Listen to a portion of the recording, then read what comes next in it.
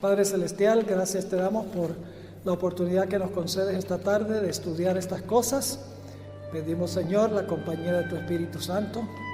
Pedimos que nos enseñes lo que necesitamos saber en cuanto a vivir en este tiempo y cómo prepararnos para lo que pronto vendrá. Te damos gracias, Padre, por el privilegio de reunirnos libremente para estudiar estas cosas y reclamamos la promesa de tu presencia. En el precioso nombre de Cristo, nuestro Salvador. Amén. Ok. Quiero empezar mencionando que el concepto adventista del juicio es radicalmente diferente que el concepto del juicio que tienen las demás iglesias. La iglesia adventista tiene un concepto que es único de nuestra iglesia, no la comparte ninguna otra iglesia. Y es que el juicio no es un evento, sino que el juicio es un proceso. La mayoría de los cristianos creen que el juicio es cuando Cristo venga. Y tal vez dependen de lo que dice el credo, vendrá para juzgar a los vivos y a los muertos. Entonces toman eso y dicen, bueno, el juicio es cuando Cristo venga, entonces va a salvar a los que lo aceptaron a Jesús y va a condenar a los que lo rechazaron. Y ese es el juicio. En un solo momento, un evento. La iglesia adventista cree que el juicio es un proceso que dura muchísimo tiempo. Un proceso que comenzó en 1844 y continúa hasta después del milenio, según nuestro concepto de juicio. Ahora, esta tarde vamos a hablar solamente del juicio que menciona el mensaje del primer ángel, que es el juicio de los justos. Solo vamos a hablar del juicio de los justos. El juicio de los injustos es durante los 1000 años y después de los 1000 años, los impíos. El juicio de los justos es antes de la segunda venida de Jesús y consta de 3 pasos. Paso número 1, investigación de la evidencia. Paso número 1, investigación. Segundo, basado en la investigación, la sentencia o el veredicto.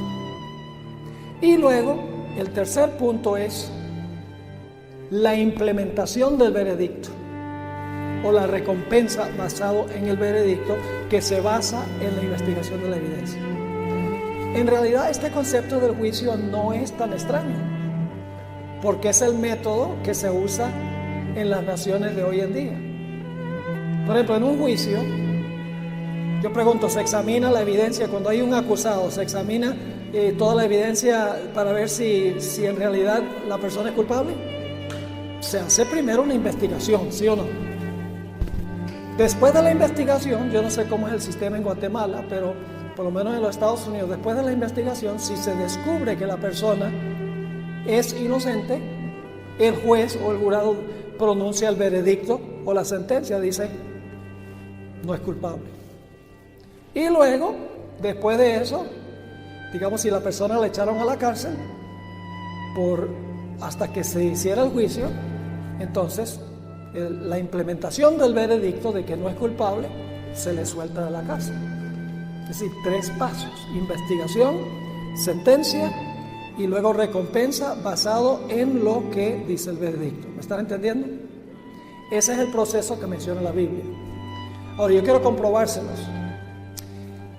Daniel 8:14 nos da la fecha cuando comienza el juicio. Hasta 2300 días el santuario será purificado. Eso nos da la fecha. En Daniel capítulo 7 tenemos una descripción de ese juicio cuando comienza. Es decir, Daniel 8 nos da la fecha. Daniel 7 nos describe lo que ocurre en esa fecha. Y Apocalipsis 10, que no vamos a estudiar, nos habla de la proclamación de ese juicio en la tierra. Y el mensaje del primer ángel también, la hora de su juicio ha llegado. Es decir, tenemos 3 puntos que nos da la Biblia. 1, la fecha, Daniel 8:14. 2, una descripción de lo que sucede en esa fecha, en el cielo. Y en tercer lugar, una proclamación de lo que se está haciendo en el cielo, en la tierra, que es el mensaje del primer ángel. Y el ángel que desciende del cielo con el librito abierto en la mano para anunciar que la hora del juicio llegó. Ahora vamos a Daniel 7. Ahí es que se encuentran los tres pasos claritos. Daniel el capítulo 7 y el versículo 9. Daniel 7, 9. Y vamos a saltear, no vamos a leer todos los versículos, porque en Daniel 7 se repite 4 veces, se repite el concepto del juicio. Y cada vez se añaden detalles que no se encontraban antes. Es decir, hay 4 repeticiones, no son 4 juicios, son 4 repeticiones del mismo juicio con detalles adicionales cada vez. Dice allí en Daniel, y déjenme darle un poquito de trasfondo. Si ustedes leen Daniel 7, primero tienen un león. ¿Qué representa el león? Babilonia. Luego hay un oso. ¿Qué es el oso? Medo-Persia. Luego hay un leopardo. ¿Qué representa el leopardo? Grecia. Luego una bestia espantosa y terrible que representa el Imperio Romano. Luego le salen 10 cuernos a esa bestia espantosa. ¿Qué representa eso? Que el Imperio Romano se dividió. Luego sale un cuerno pequeño que gobierna 1260 años. ¿Qué poder es ese? El papado. ¿Que nos lleva hasta qué fecha? 1798. Ahora, lo que vamos a leer ahora viene después de 1798. Es el siguiente punto en la cadena de Daniel 7. Y Daniel 7 está en orden cronológico, ¿sí o no? León, oso, leopardo, dragón, 10 cuernos, cuerno pequeño. Sigue un orden. Lo cual significa que el juicio tiene que ser después de 1798, porque viene después de los 1260 años. Ahora vamos a leer, empezando en el versículo 9. Estuve mirando hasta que fueron puestos tronos. Los tronos son para el jurado celestial. Se conocen en Apocalipsis con los 24 ancianos. Son los representantes del universo que Dios ha colocado para gobernar todas las regiones del universo. Son el jurado en este juicio que se va a hacer. Dice, estuve mirando hasta que fueron puestos tronos y se sentó un anciano de días. ¿Quién es el anciano de días? Dios el Padre. Ahora, ¿dónde vive el anciano de días? ¿Dónde vive? ¿Cómo oramos? Padre nuestro que estás en todas partes. No, eso no es lo que dice. Dice, Padre nuestro que estás ¿dónde? En el cielo. El Padre, el anciano de días vive en el cielo. Así que ¿a dónde está ocurriendo este evento? Si dice son puestos tronos, se sentó un anciano de días. ¿A dónde está ocurriendo eso? En el cielo, muy bien. Y luego describe a este personaje. El Padre dice cuyo vestido era blanco como la nieve, el pelo de su cabeza como lana limpia, su trono llama de fuego, las ruedas del mismo fuego ardiente. Un río de fuego procedía y salía de delante de él. Millares de millares le servían y millones de millones asistían delante de él. ¿Quiénes son esos? ¿Y a dónde viven? En el cielo. Muy bien. Así que esta escena está ocurriendo ¿dónde? El anciano de días se mueve en el cielo a cierto lugar y se sienta.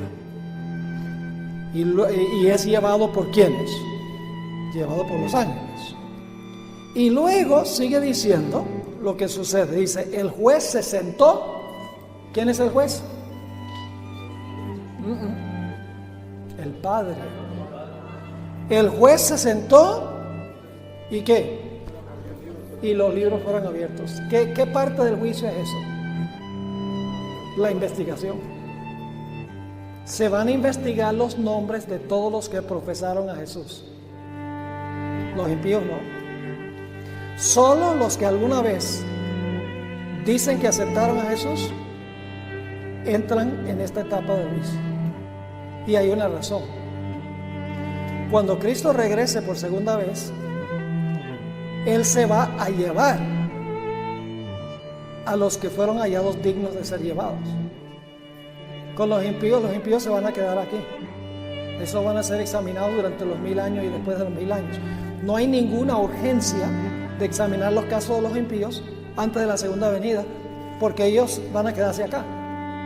Pero Cristo tiene que revelar antes de la segunda venida a quienes tiene derecho de llevarse cuando Él regrese por segunda vez. ¿Están entendiendo? Así que todos los que profesaron el nombre de Cristo, dice, los libros se abren. Ahora vamos al versículo 13. Tienen aquí la perspectiva. El Padre, el anciano de días se mueve, se colocan tronos, es traído por los seres celestiales, eso está ocurriendo en el cielo. El juez se sienta, los libros se abren. Y ahora va a pasar otra cosa. Versículo 13. Miraba yo en la visión de la noche, y aquí con las nubes del cielo. ¿Qué son las nubes? Los ángeles, muy bien. Con las nubes del cielo venía uno como un hijo de hombre, que vino hasta el anciano de días. ¿A dónde va? ¿Quién es el hijo del hombre? Jesús. ¿Y a dónde va Jesús en esta escena? ¿Viene a la tierra o se mueve en el cielo a donde está el anciano de días? Se mueve en el cielo. No dice que viene en las nubes, pero va al anciano de grande edad. Es decir, se está moviendo en el cielo. En realidad se está moviendo al lugar santísimo. Así que dice, miraba yo en visión de la noche, he aquí con las nubes del cielo uno que venía como un hijo de hombre, que vino hasta el anciano de días, esto es en el cielo, y le hicieron acercarse delante de él. ¿Dónde? En el cielo. ¿A dónde se abren los libros? ¿Dónde está el tribunal? En el cielo. ¿Quién es el juez? El Padre. Y ahora Jesús dice, el Hijo del Hombre ahora viene hasta donde se movió el anciano de días. ¿A qué va Jesús allá? ¿Para qué se mueve Cristo allá después que el anciano de días se mueve? Versículo 14 tiene la respuesta. Y le fue dado, ¿a quién? A Jesús. ¿Quién se lo dio? Los ángeles, no, el Padre. ¿Qué es lo que el Padre le da a Jesús cuando Jesús va allá? Dice, y le fue dado dominio, gloria y ¿qué? Y reino, para que todos los pueblos, naciones y lenguas le sirvieran. Su dominio es dominio eterno, que nunca pasará, y su reino uno que no será destruido. ¿A qué va Jesús allá, a donde está el Padre? ¿A dónde fue el Padre? En el cielo, a recibir el reino. Ahora, ¿qué es el reino? Generalmente pensamos del reino de Jesús como una esfera geográfica. Este mundo va a ser el reino de Jesús. Pero en realidad el reino son los súbditos que componen el reino. Ese es el reino. El reino es la gente de Jesús. ¿Ok? Ahora, ¿qué necesita transpirar para que Jesús pueda tomar posesión de su reino, para recibir el reino? ¿Qué tiene que suceder? Tiene que determinarse primero quién es súbdito de su reino. Ustedes no están conmigo. Hay que determinar cada individuo que pertenece al reino. ¿Correcto? Ahora, ¿cómo se determina quién es súbdito del reino? ¿Quién es un verdadero creyente? ¿Cómo se determina eso? Examinando los libros. Examinando cada caso. Y cuando se termina de examinar el último caso, el reino de Cristo está completo, porque se ha demostrado quiénes son los súbditos de su reino. Ese es su reino. ¿Están conmigo? Ahora, entonces, Jesús va allá al Padre y se van a abrir los libros para el Padre revelarle a Jesús quiénes son los súbditos de su reino, basado en la examinación de los libros. Ahora, vamos a ir al versículo 18. Aquí vamos a conseguir algunos detalles adicionales. El versículo 17 vuelve a repetir las 4 bestias. Dice, estas 4 bestias son 4 reyes o reinos que se levantarán en la tierra. Y luego dice en el versículo 18, después, es decir, después de estas 4 bestias, ¿qué va a suceder? Recibirán el reino los santos del Altísimo y poseerán el reino. Yo pregunto, ¿el reino de Cristo está completo antes que Jesús venga? ¿A dónde se le da el reino a Jesús? En el cielo. ¿A dónde está su pueblo? En la tierra. Jesús recibe el reino mientras su pueblo está aquí. Por veredicto. La sentencia. Pero luego viene un tiempo de angustia, y después del tiempo de angustia, ¿qué sucede? Entonces dice, como dice aquí en el versículo, después recibirán el reino los santos del Altísimo y poseerán el reino. Pero cuando Jesús recibe el reino, ¿los santos lo han poseído todavía? No, tienen que pasar por un tiempo de angustia primero. Ahora, vamos al versículo 21. Se repite otra vez un aspecto, el cuerno pequeño. Dice, y veía yo este cuerno, hacía guerra contra los santos y los vencía. Hasta que vino el anciano de días. ¿Vino a dónde? ¿A la tierra? No, en el cielo, ya lo vimos, ¿verdad? Esto es una repetición. Dice, hasta que vino el anciano de días y se dio el juicio. ¿Qué cosa?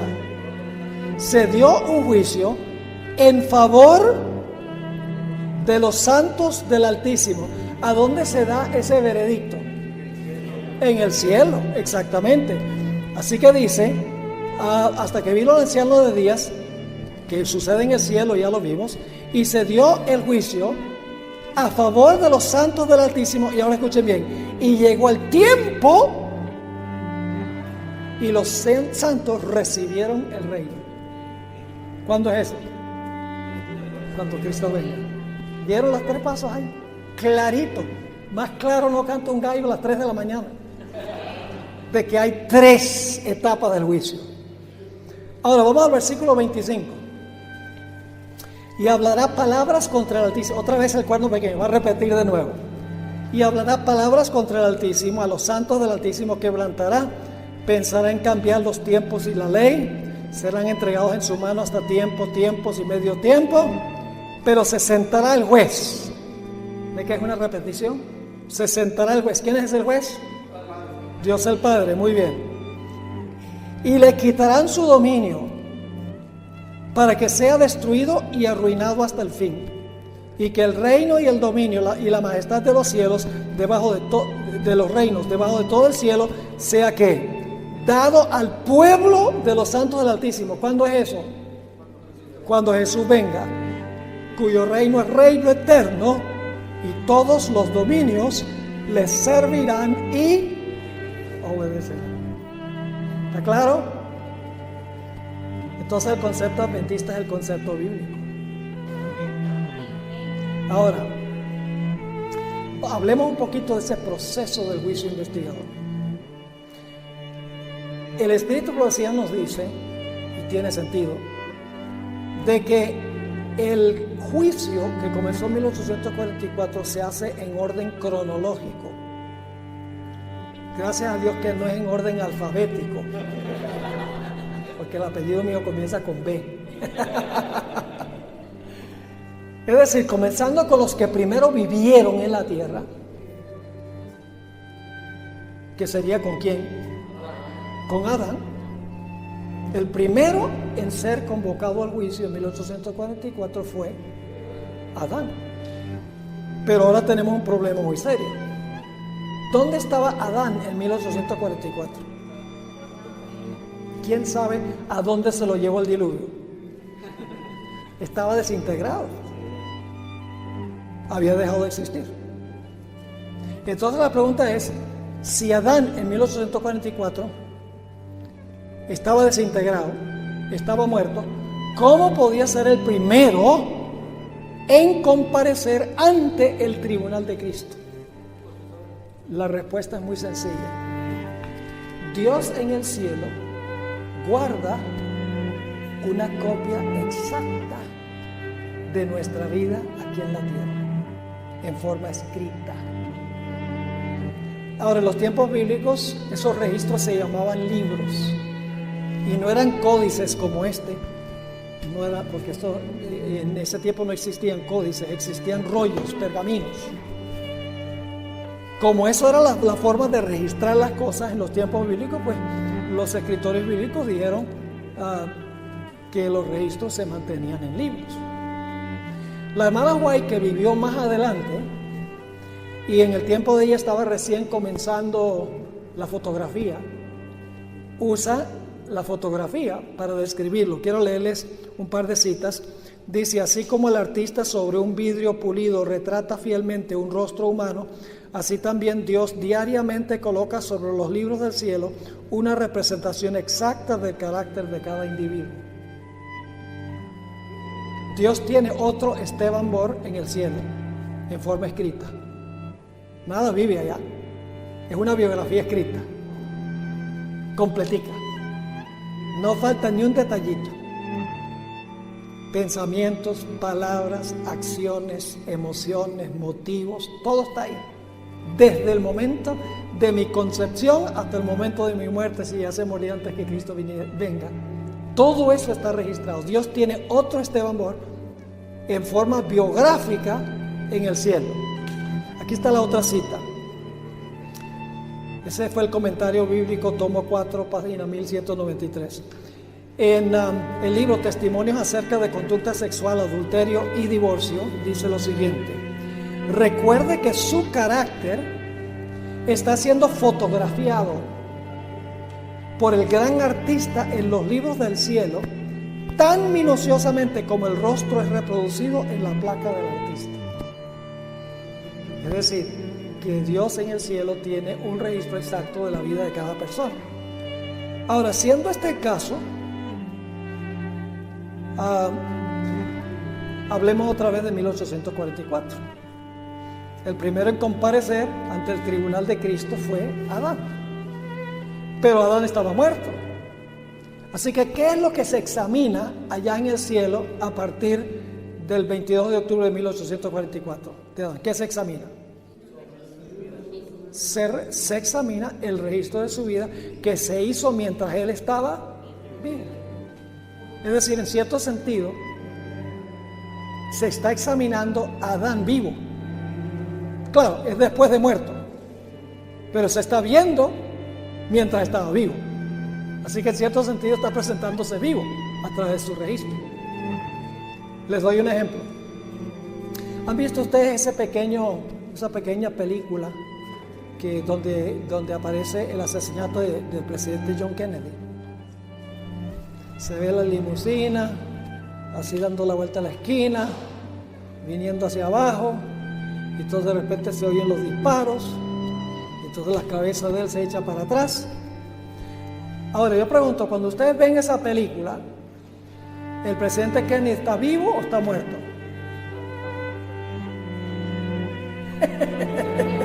Siempre que hago esa pregunta hay división en el campamento. El registro fue hecho mientras estaba vivo, pero se examina después que muere. Así se hace el juicio. Y saben que esto ayuda mucho en la doctrina del estado de los muertos, ayuda muchísimo.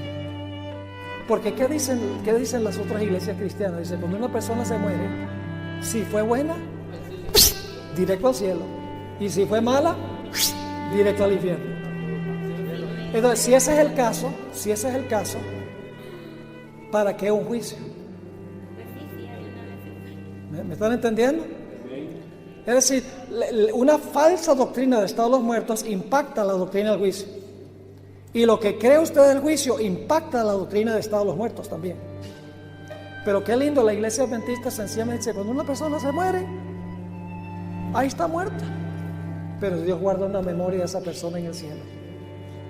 Ahora, una película. Sí, una película.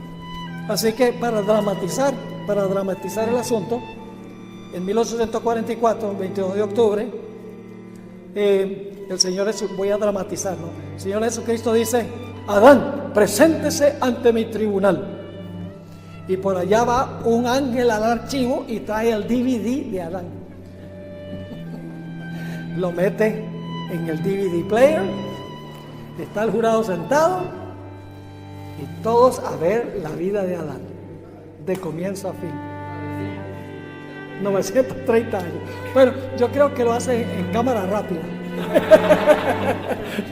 No creo que lo haga a la velocidad normal, porque eso sí es verdad que sería muchísimo tiempo. Sí, ellos tienen una capacidad mental mucho más rápida que la nuestra. Entonces se examina la vida de Adán. Ahí aparecen todos los pecados de Adán. Y la gente dice, uy, y la iglesia adventista nunca tiene seguridad de salvación, porque ellos creen que los pecados están escritos allá en el cielo. Pero escuchen bien, es una gran bendición tener los pecados metidos al santuario, perdonados por la sangre del Cordero, porque si no están allá, están aquí. Así que métalos allá, cubiertos por la sangre de Cristo. Nuestra mayor seguridad es meter los pecados allá, a través del arrepentimiento y la confesión y la fe en Cristo. Si están en el santuario cubiertos por la sangre, no hay razón para preocuparse. Pero si no están allá, ahí sí hay razón para preocuparse. Así que nuestra mayor seguridad es tener que entre los pecados al santuario. Entonces examina la vida de Adán, y ahí están escritos los pecados, pero también está escrito, se arrepintió genuinamente, confesó su pecado, confió en Jesús, Jesús le dio su vida y su muerte, se lo puso a su cuenta.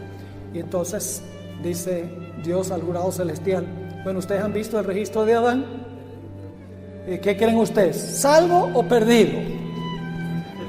¿Y qué dice el jurado? El jurado celestial dice salvo. Y entonces en ese momento se borran los pecados de Adán del registro. Porque cuando Dios aquí viene un punto importante, cuando Cristo regrese, Él nos va a devolver lo que nosotros fuimos en vida. Nos va a devolver nuestra identidad, nos va a devolver nuestra personalidad, nuestra individualidad. Todo lo que nosotros fuimos nos lo va a devolver, menos los pecados que fueron borrados cuando fuimos juzgados en el santuario. Es una bendición, ¿verdad que sí? Ahora, permítame mencionar algo. Ustedes han leído el versículo donde dice que cuando una persona muere, el cuerpo vuelve al polvo y el espíritu vuelve a Dios. Y como adventistas siempre hemos dicho que el espíritu es el aliento o la respiración. El espíritu es el aliento o la respiración, pero es más que eso. Es más que el aliento o la respiración. Porque por ejemplo, cuando una persona nace, sale del vientre de la madre y ahora respira, ¿verdad que sí? Y empieza a escribir su biografía. Digamos que vive 80 años. Escribió una biografía de 80 años y muere. Yo pregunto, ¿qué le va a devolver Dios cuando esa persona resucite de los muertos? ¿Solamente le va a devolver la capacidad de respirar? ¿O le va a devolver la identidad que él tuvo cuando se murió? Le va a devolver la identidad cuando se murió. Para eso es que Dios guarda, ¿qué cosa? Un registro. Y yo personalmente creo que es electrónico. Le voy a explicar por qué en un momento.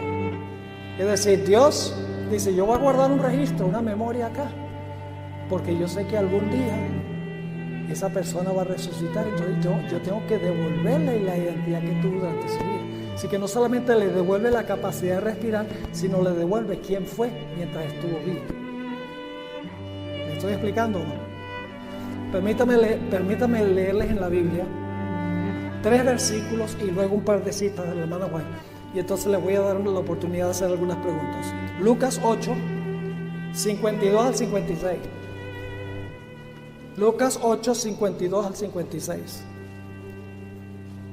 Está hablando de la hija de Jairo que murió.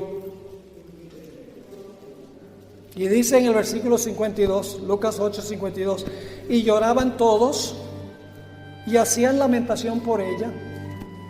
Pero él dijo, no lloréis, no está muerta, sino que duerme. Y se burlaban de él, sabiendo que estaba muerta. Mas él, tomándola de la mano, y a veces yo leo mal, como que me falla la vista. Tomándola de la mano, clamó diciendo, muchacha, levántate. Entonces el espíritu volvió. Eso dice, el espíritu volvió. ¿Dice qué? Su espíritu volvió, pronombre posesivo, el de ella. Su espíritu volvió e inmediatamente se levantó y él mandó que se le diese de comer. Cuando se murió tenía hambre. Es decir, ella comenzó a donde terminó. Cuando se murió, tenía hambre, y cuando se despertó Jesús dice: esta muchacha tiene hambre, denle comida. Ahora yo pregunto, ¿ustedes creen que esa niña reconoció a sus padres? ¿Creen que se acordaba de las cosas que habían pasado hasta ese momento en su vida? Entonces, ¿qué fue lo que se le devolvió? Cuando se le devolvió el espíritu. No solamente la respiración, sino la respiración con su registro de su vida.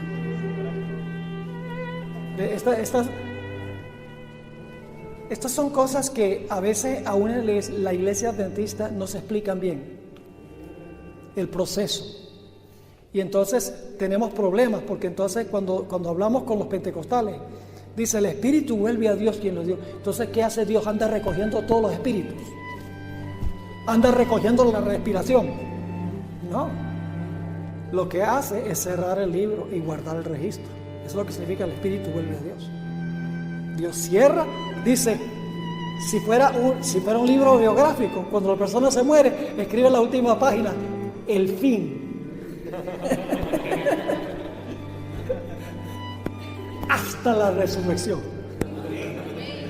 Ahora vamos a Hechos 7, 57 al 60. Hechos 7, 57 al 60. Está hablando de la muerte de Esteban. Dice allí: entonces ellos, dando grandes voces, se taparon los oídos y arremetieron a una contra él. Echándole fuera de la ciudad, le apedrearon. Y los testigos pusieron sus ropas a los pies de un joven que se llamaba Saulo.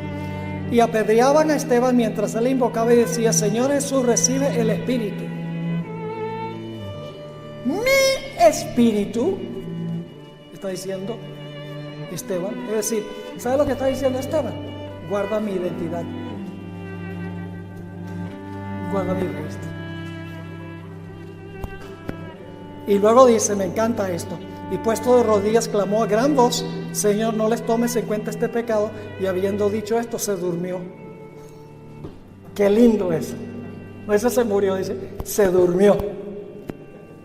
Quiere decir que si se durmió, va a haber un ¿qué? Un despertar. La muerte para el cristiano no significa nada, porque es dormir. Lo que pasa es que uno duerme un poquito más largo. Vamos al tercer texto, Lucas 23, 46. Lucas 23, 46. Aquí está hablando de Jesús. La última declaración de Jesús en la cruz. Entonces Jesús, clamando a gran voz, dijo: Padre, en tus manos encomiendo el espíritu. No, dice: en tu mano encomiendo mi espíritu. Y habiendo dicho esto, expiró. ¿Qué estaba diciendo Jesús cuando dijo: Padre, en tus manos encomiendo mi espíritu?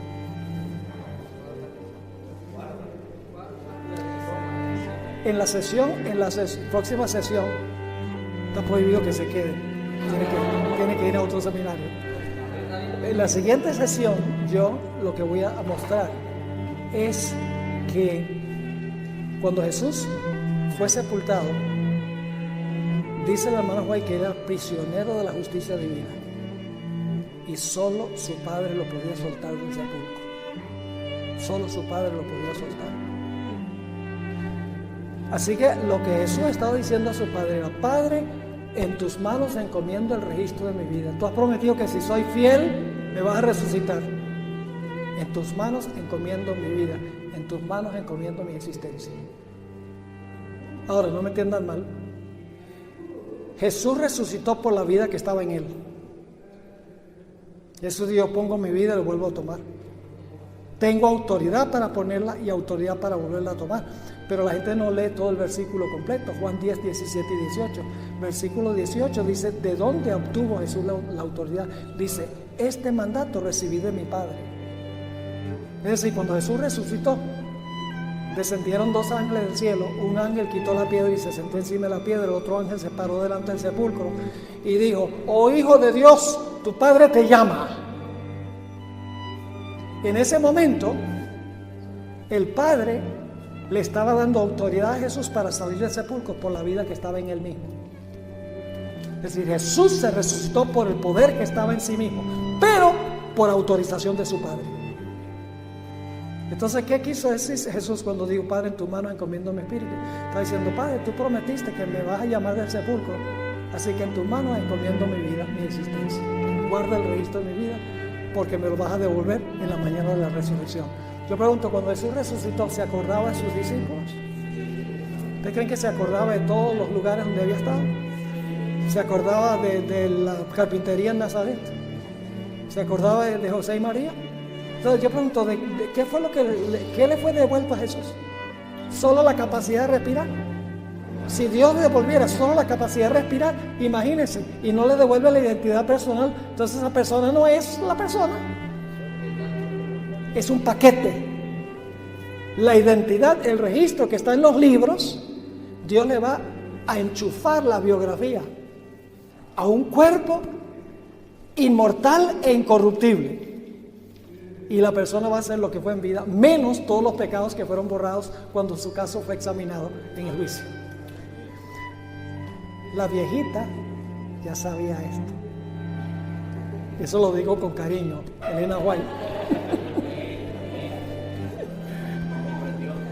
Los que critican a la hermana White son dos clases de personas. Uno, los que nunca leyeron nada que escribió. Y dos, los que leyeron lo que escribió con la intención de criticar. Pero cuando yo leo la Espíritu Profecía, yo me quedo maravillado de cómo una mujer con 2 años y medio de educación primaria conocía estas cosas profundas de la palabra de Dios. Déjenme leerles esta cita. Comentario Bíblico Adventista, tomo 6, página 1092 y 1093. Tremenda cita.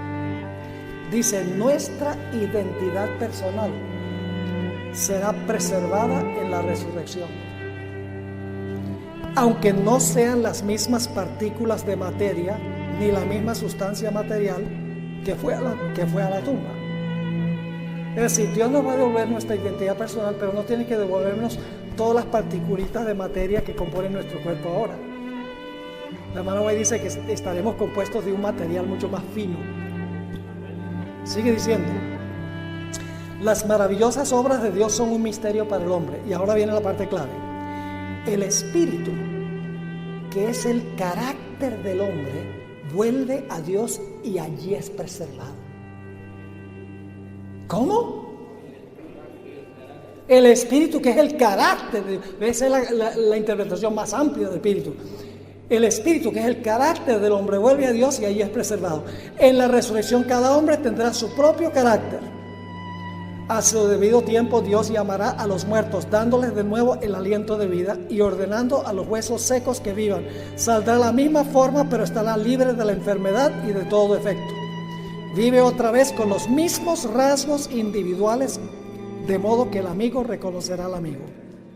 No existe ninguna ley de Dios en la naturaleza que le obligue a devolverle al hombre las idénticas partículas de materia que componían el cuerpo antes de la muerte. Dios le dará a los justos que murieron un cuerpo que les será de agrado a él.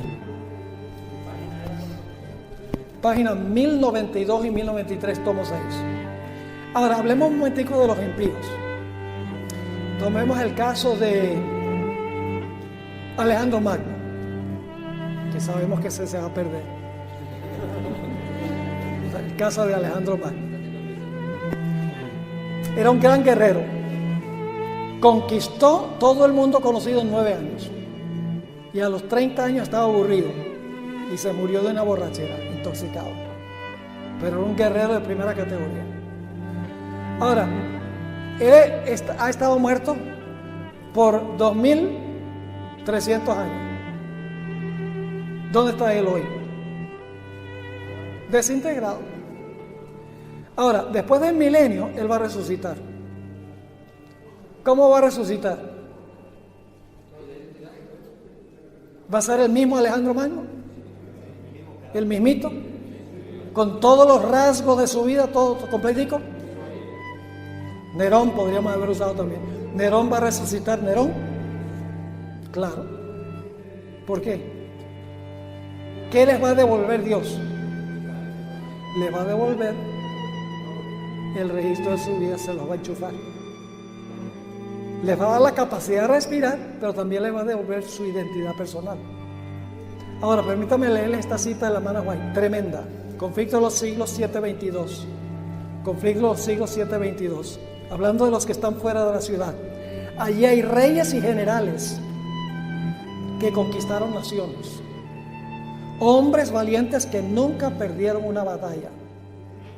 Guerreros soberbios y ambiciosos, cuya venida hacía temblar reinos. La muerte no los cambió. Al salir de la tumba, reasumen el curso de sus pensamientos. No es una buena traducción eso. A veces la traducción del Espíritu de Profecía se pierde algo en la traducción. Este es un ejemplo. La hermana White no dice reasumen el curso de sus pensamientos en el punto mismo en que lo dejaron. En realidad ella dice reasumen la corriente de sus pensamientos en el punto mismo en que lo dejaron. Todos sabemos que el cerebro funciona a base de corriente eléctrica, ¿sí o no? Así que dice, ellos van la corriente de su cerebro va a comenzar en el punto exacto a donde cesó cuando se murieron. ¿Qué significa eso?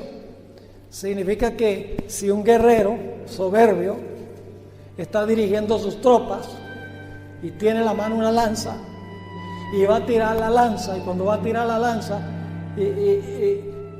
dice ¡Arde! Y le atraviesan la flecha. Cuando resucita dice ¡Lante!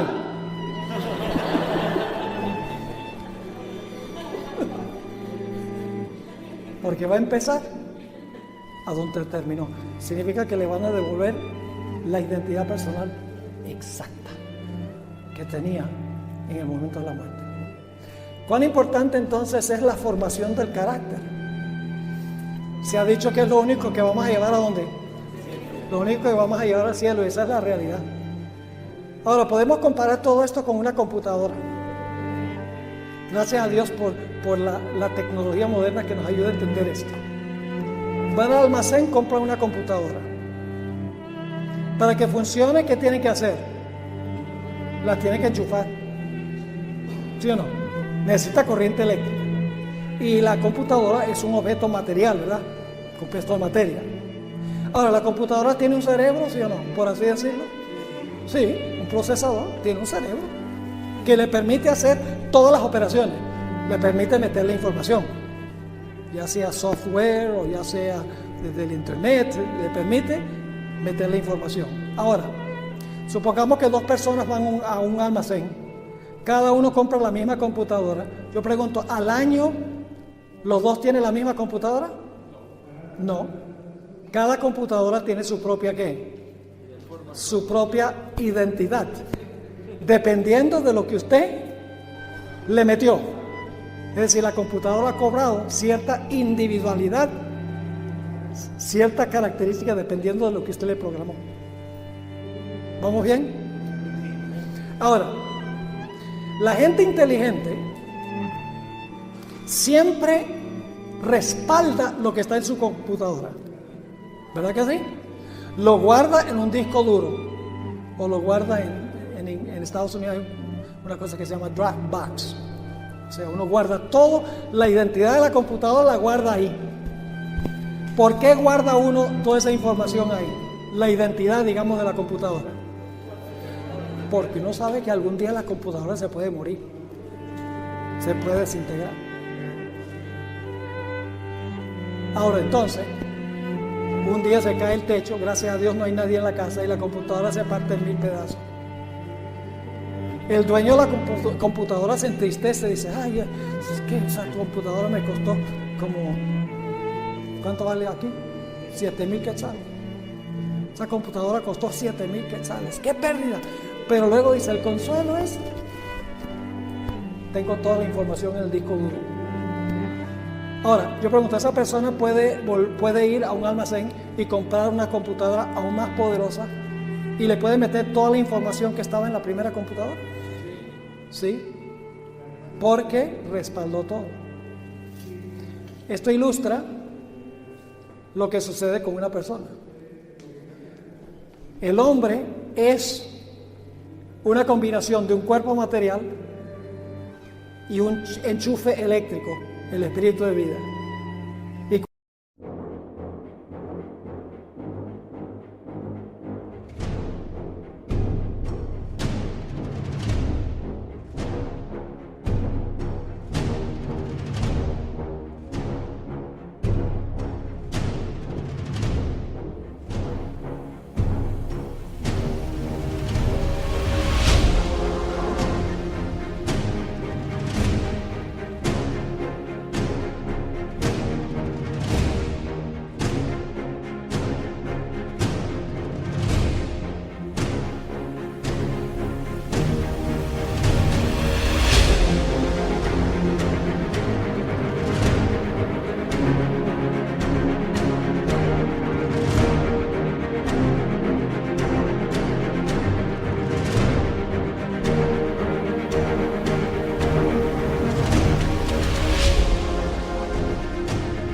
cuando eso sucede, usted empieza a ¿qué? Usted empieza a escribir su identidad personal. Lo que mete en su persona es lo que usted llega a ser. Ahora, Dios sabe que en algún momento, ¿qué va a pasar con la computadora? Se va a morir, se va a desintegrar, ¿sí? Y por lo tanto, ¿qué hace Dios? Dios guarda toda la información en un disco duro, por así decirlo. Guarda la identidad de la computadora, porque sabe que la computadora se va a desenchufar y se va a desintegrar. Yo pregunto, ¿Dios nos va a dar una computadora, por así decirlo, mucho más poderosa? ¿Sí? ¿Le va a devolver lo que tenía la primera? Pero ahora escuchen bien. Ese registro en el disco duro que tiene Dios en el cielo, y estoy hablando, no estoy diciendo que Dios tiene un disco duro, es para que podamos entender, pero la información que tiene Dios en el disco duro, eso es lo que Él va a mostrar en el juicio celestial. Y ustedes saben que la computadora tiene una tecla que dice borrar, ¿verdad? Y cuando se examina nuestra vida, todos los pecados que por la gracia de Dios nos hemos arrepentido, los hemos confesado y hemos reclamado a Cristo como nuestro Salvador, cada vez que aparece uno, Dios pone borrar, borrar, borrar, borrar. De tal manera que cuando termina de examinar nuestro caso, nuestro registro queda completamente limpio. Y cuando nos resucite, nos va a resucitar, nos va a devolver nuestra identidad personal, menos todos los pecados que se borraron en el juicio celestial. Esas son buenas nuevas. Así que tenemos que arrepentirnos, confesar el pecado, entregarle nuestros pecados a Jesús y por su gracia formar un carácter que queramos que nos devuelva. Es decir, la formación del carácter es algo de crucial importancia. Bueno, vamos a dar unos 5 minuticos para hacer preguntas. Si tienen alguna pregunta, quieren hacer alguna aclaración, ahora es el momento. Sí, hermano. ¿Qué pasa aquí? Estuvimos hablando sobre juicios de los muertos, pero póngale un tiempo de los que van a quedar vivos, los que queden vivos antes de la segunda venida de Jesús, va a pasar su nombre igual de igual manera, pero va a estar vivo, igual va a ser ahí en el cielo abrir los libros. ¿Cómo va a ser eso? El juicio celestial termina con los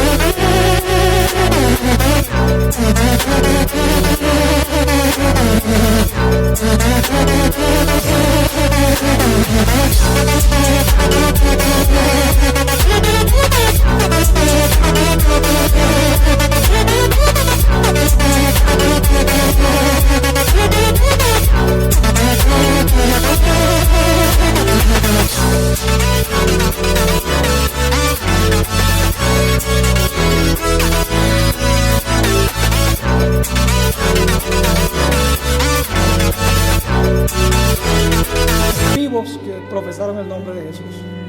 Comienza con los muertos, cuando Dios termine con los muertos, entonces pasa a los vivos. Cuando termina de examinar el caso de la última persona viva, se cierra la puerta de la gracia. Si hubo gente que murió, que dice que murió en Cristo, pero que en realidad su carácter niega eso, Y si hay una persona que está viva, que profesó a Cristo, pero sus obras demuestran que en realidad no tenía fe en Cristo y no se arrepintió del pecado, esos nombres son, según el Espíritu decía, son colocados a un lado para ser examinados más adelante. Es decir, esos nombres se van a examinar durante los 1000 años. Todos los casos de los perdidos se van a examinar durante los 1000 años. No hay que hacerlo antes de la segunda venida, porque ellos se van a quedar aquí. Cristo sencillamente tiene que demostrar a quienes tiene derecho de llevarse, y para eso tiene que demostrarlo antes de que Él venga, para llevárselos. Con los impíos no es necesario hacer eso. Con los impíos, esos se examinan durante el milenio. Y los... ¿Quiénes? Nuestro nombre pasó, si estamos vivos cuando Jesús venga, nuestro nombre pasó por el juicio. Exactamente. ¿Alguna otra pregunta? Sí.